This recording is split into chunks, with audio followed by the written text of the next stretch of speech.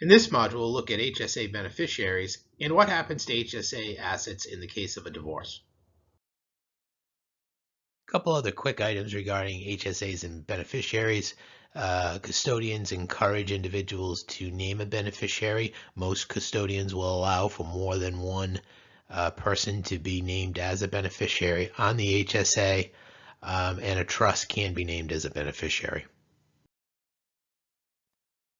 Spouses are not able to transfer money from one HSA to another, from one spouse's HSA to another. So you couldn't have a situation where you have a husband and wife and they say, hey, we both have these HSA accounts. We're both paying $250 a month as a administrative fee. Why are we doing that?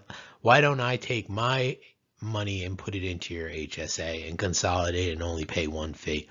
Spouses are not able to move money into their spouse's HSAs because they're individual accounts under the individual Social Security number, as we mentioned several times.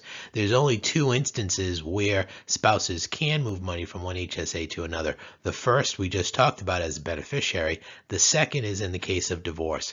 So a couple rules surrounding HSAs and divorce. The transfer has to be made custodian to custodian, so no rollover where you're taking possession of the funds. It has to be custodian to custodian.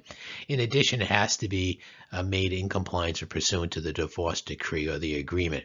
It's the only time where someone really, one of the only times in which someone who is not themselves HSA eligible can open and put money into an HSA.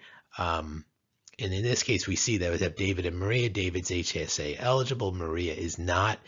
Pursuant to the divorce decree, half the assets in David's HSA is going to be transferred to an HSA opened by Maria. Now, she's not HSA eligible herself, but because of the agreement in the divorce decree, she's able to open up an HSA. She'd present the divorce decree to the custodian, to the HSA provider. They'd allow her to contribute the money into the HSA. Now, again, she can't contribute any more money unless she herself is HSA eligible, but she's able to use the HSA just as anyone else could.